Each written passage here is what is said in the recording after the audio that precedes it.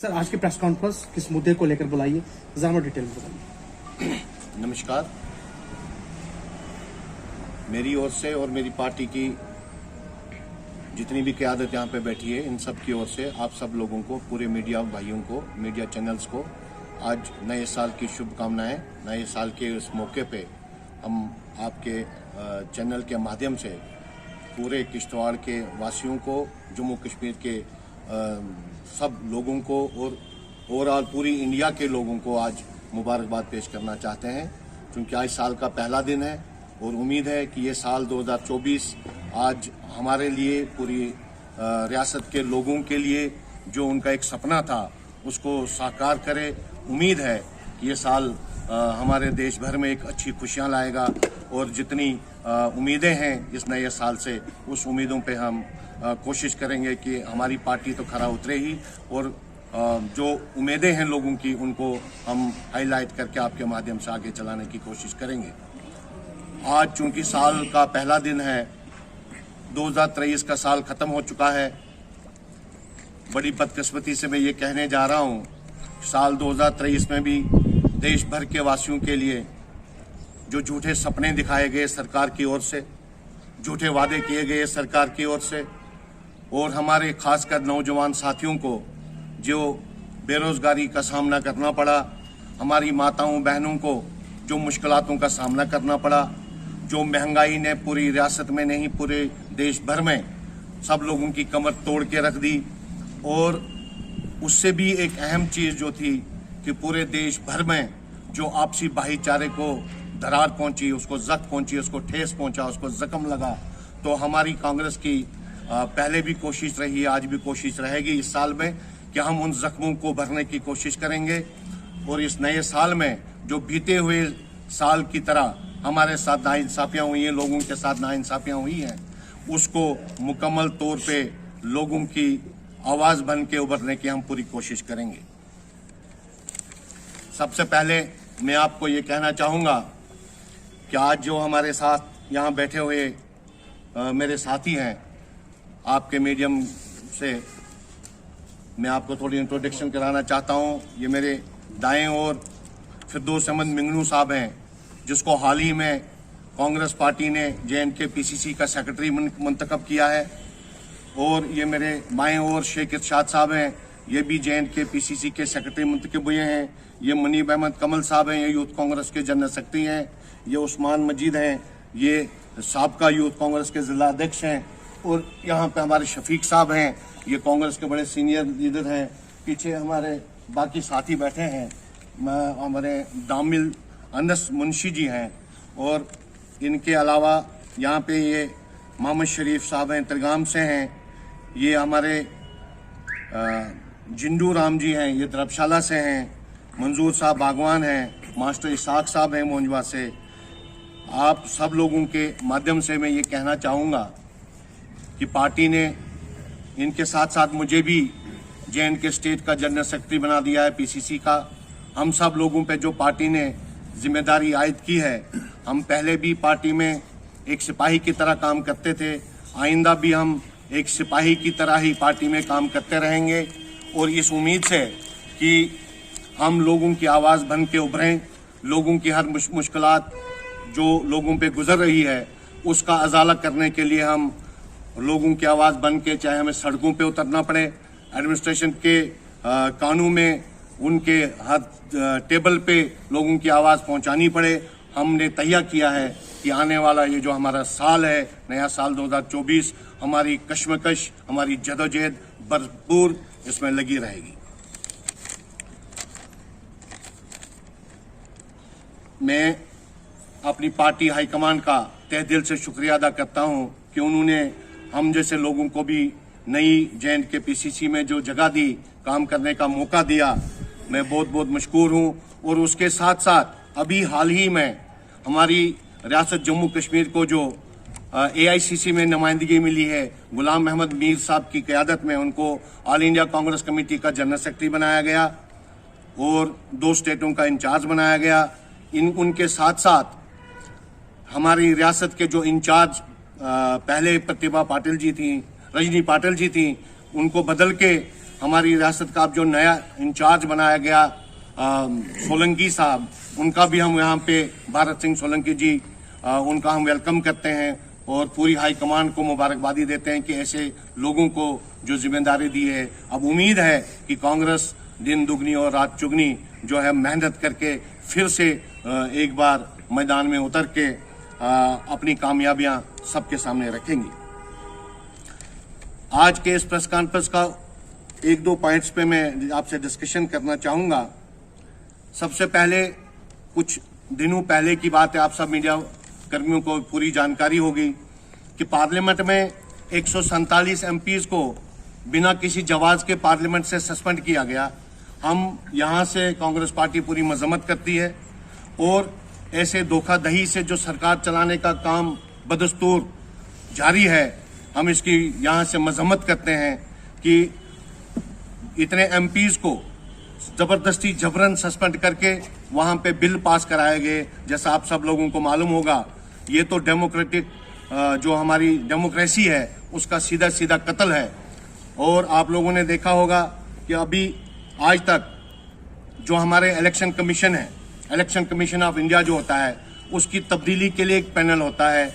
उसमें प्रधानमंत्री कोई भी हो, प्रधानमंत्री और उसके साथ अपोजिशन का एक लीडर और सुप्रीम कोर्ट का chief justice of India member होते हैं। अभी इन्होंने, आपने देखा होगा कि बिल लाया है, उसमें सुप्रीम कोर्ट का जो चीफ जस्टिस होता है उसको बाहर निकाल दिया और कहा कि कैबिनेट का एक मिनिस्टर उसमें रहेगा। हम इसकी बहुत मजम्मत करते हैं क्योंकि ये निष्पक्ष तरीके से फिर उसकी अपॉइंटमेंट नहीं हो सकती इलेक्शन कमीशन ऑफ इंडिया की, क्योंकि पहले ही बहुत उंगलियां उठ चुकी हैं इलेक्शन कमीशन ऑफ इंडिया पे, ईवीएम पे बड़ी उंगलियां उठी हैं। इस समय जरूरत है पूरे हिंदुस्तान के लोगों का जो विश्वास बनाए रखने की, कि उनको साफ सुथरे तरीके से जो ईवीएम पे शक शुबा है उसको दूर करने के लिए एक साफ शफाफ इलेक्शन कमीशन होना चाहिए। यहाँ पे जो बेरोजगारी है, सबसे बड़ा मुद्दा बेरोजगारी का है। मैं यहाँ पे कहना चाहता हूँ, अफसोस है हमारे यहाँ जिला किश्तवाड़ में पावर हब है, 16,000 मेगावाट पावर प्रोजेक्ट्स की बिजली पैदा करने की यहाँ पे क्षमता है, मगर अफसोस की बात यह है कि हमारे नौजवान आज भी बेरोजगार और बेकार बैठे हुए हैं। इनको दर दर की ठोकरें खानी पड़ रही हैं। मैं आपके मीडिया के चैनल के माध्यम से ये बात कहना चाहूंगा कि यहाँ पे डुलहस्ती प्रोजेक्ट एक प्रोजेक्ट था, एक प्रोजेक्ट में यहाँ पे 10 और 12,000 के आसपास नौजवान काम करते थे। आज बदकिस्मती से हमारे जिला में 6 पावर प्रोजेक्ट्स हैं। 6 पावर प्रोजेक्ट्स होने के बावजूद भी यहाँ पे सिर्फ 2800 लोग काम करते हैं। सिर्फ 2800 लोग 6 पावर प्रोजेक्ट्स में काम करते हैं। और जो हाल उन पावर प्रोजेक्ट्स में काम करने वाले लोगों का है वो आप सब लोगों के सामने आया है। आज बदकिस्मती से एक मजदूर को कहीं पे काम पे लगना है, एक मजदूर को अगर एक मजदूरी करनी है उसको भी एक चिट्ठी की शक्ल में उसको मजदूरी मिलती है, वरना उसको भी वहां पे जात पात नाम पार्टी सब पूछी जाती है, उसके बाद ही उसको कहीं मजदूरी मिलती है, जो बहुत ही शर्मनाक बात है। ये जो सवाल आप ये पावर प्रोजेक्ट्स पे कर रहे हैं कि सिर्फ 2800 लोग वहां पे लगे हैं, तो जब वो लोग सड़कों पे उतरते हैं, जब वो लोग प्रोटेस्ट करते हैं, तब कांग्रेस पार्टी कहाँ होती है? कांग्रेस पार्टी का क्या वजूद है किश्तवाड़ में? एक्चुअली मैडम, जो बंदा जब भी कोई प्रोटेस्ट करता है, आपने देखा होगा कि आज की डेट में जो लोग अपने हक के लिए प्रोटेस्ट करते हैं, उनके हक को दबाने के लिए कौन सी पार्टियां पीछे लगी हुई हैं आपके सामने आया है।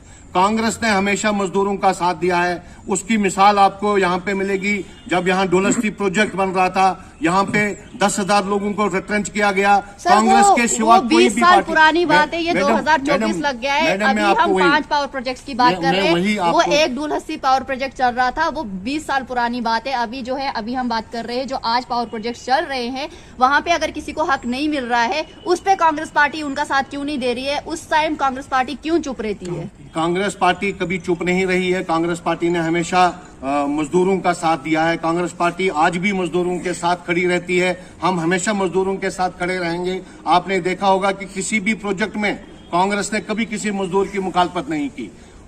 आज मजबूरी ये है मैडम, आपको मालूम होगा कि हम तो अपोजिशन में हैं कांग्रेस वाले। आपने देखा होगा यहाँ पे जो नुमाइंदे हैं, जो डीडीसी की चेयरपर्सन है, उसने मजदूरों के हक में 15 दिन वहां पे धरना दिया, उसकी बात नहीं सुनी गई। आप तो देख ही रहे होंगे 15 दिन वो डीडीसी चेयरपर्सन का हाल है। ये डेमोक्रेसी है। आप देख रहे हैं किस हद तक दादागिरी है, किस हद तक गुंडागर्दी है। तो आप क्या मुनासिब समझते हैं? हम नहीं चाहते कि कांग्रेस का टेक किसी भी मजदूर के साथ लगे और उसका ज्यादा नुकसान हो जाए।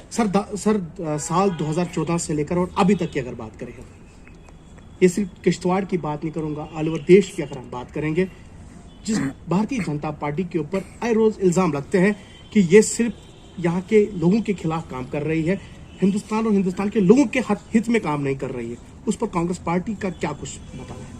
कांग्रेस पार्टी का हमेशा यही स्टैंड रहा है कि हम लोगों को पूरे देश भर में, भारत देश में जगह जगह कांग्रेस पार्टी लोगों को समझा रही है।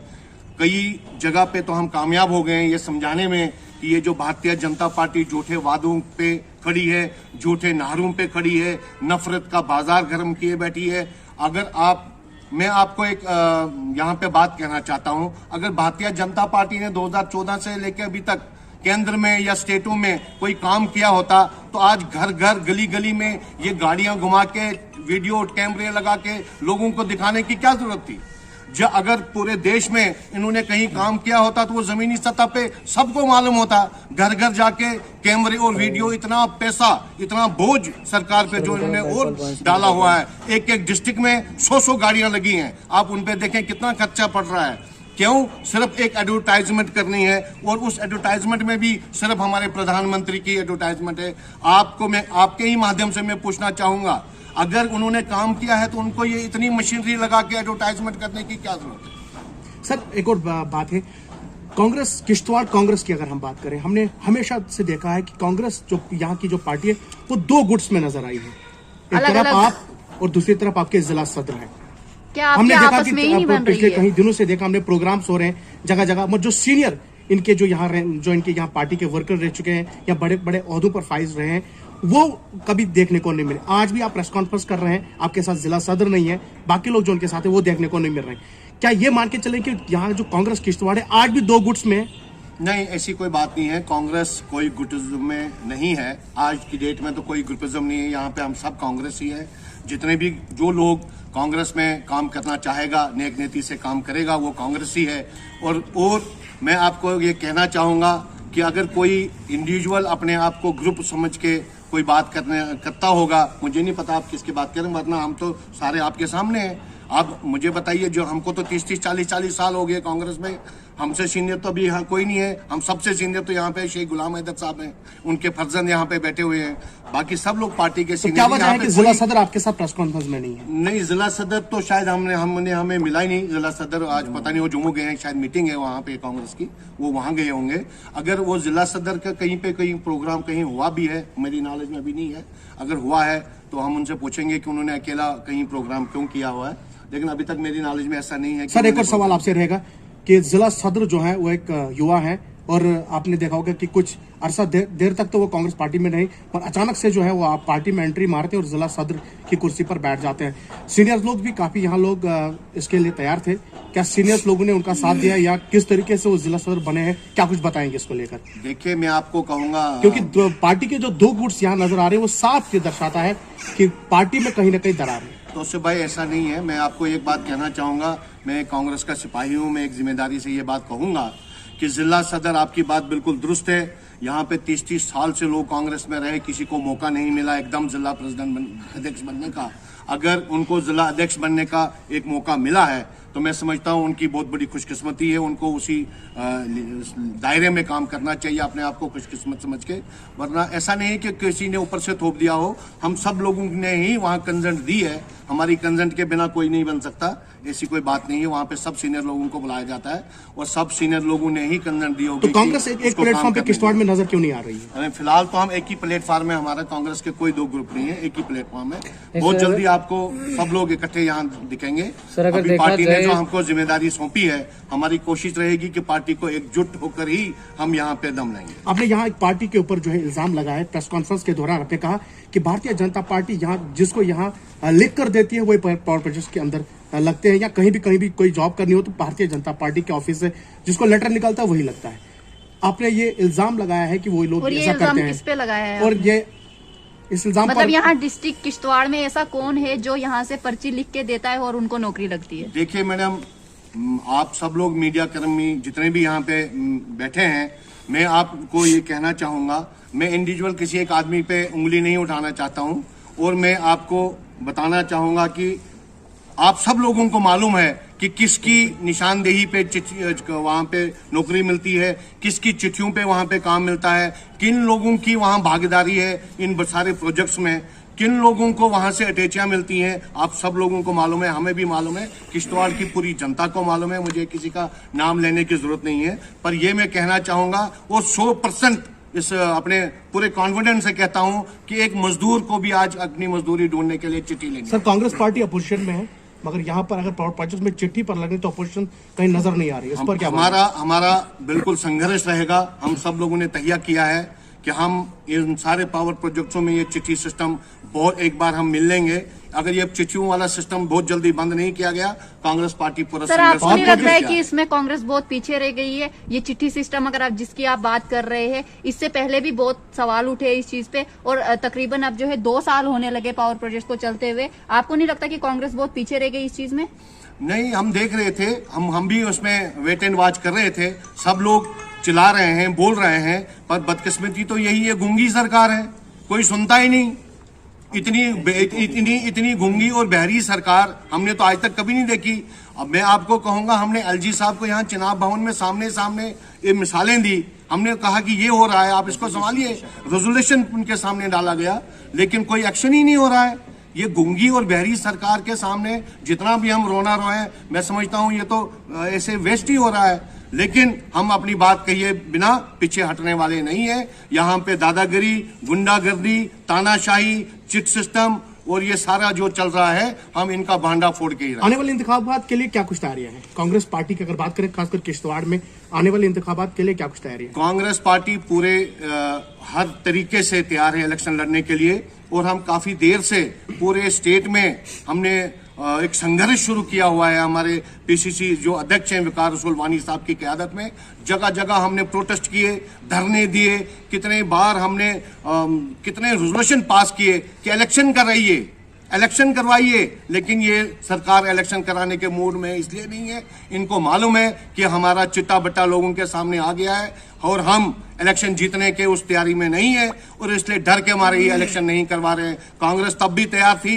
कांग्रेस आज भी तैयार है, कांग्रेस कल सुबह ही इलेक्शन करवाए। कांग्रेस पूरी ताकत से इलेक्शन लड़ने के लिए तैयार है। सर, इस बारे में कांग्रेस क्या कर रही है कि आजकल देखा जा रहा है हमारे ड्राइवर हजरात स्ट्राइक्स पे लगे हुए हैं, जो कि नया कानून पास हुआ है, इसके बारे में कांग्रेस ने अभी तक क्या किया? हम आपके सामने आपके मीडिया के माध्यम से ये कहना चाहेंगे कि ये जितनी भी, मैं कहता हूँ जितने भी ये कानून लाए जा रहे हैं, ये कानून अनडेमोक्रेटिक हैं और ये गलत तरीके से लाए जा रहे हैं। हर जगह दादागिरी चल रही है। हम उस स्ट्राइक में बराबर उनका सहयोग देंगे और उनका साथ देंगे। सब चीजों के अलावा जो हमारी मेन आज इस प्रेस कॉन्फ्रेंस का मकसद था, जैसे आप लोगों ने देखा होगा कि हमारे कांग्रेस के वरिष्ठ नेता राहुल गांधी जी ने भारत जोड़ो यात्रा 4000 किलोमीटर कन्याकुमारी से लेकर कश्मीर तक मुकम्मल की, जिसमें उन्होंने मोहब्बत की दुकान खोलने की बात करी थी, नफरत का बाजार जो था उसको बंद करने की बात करी थी,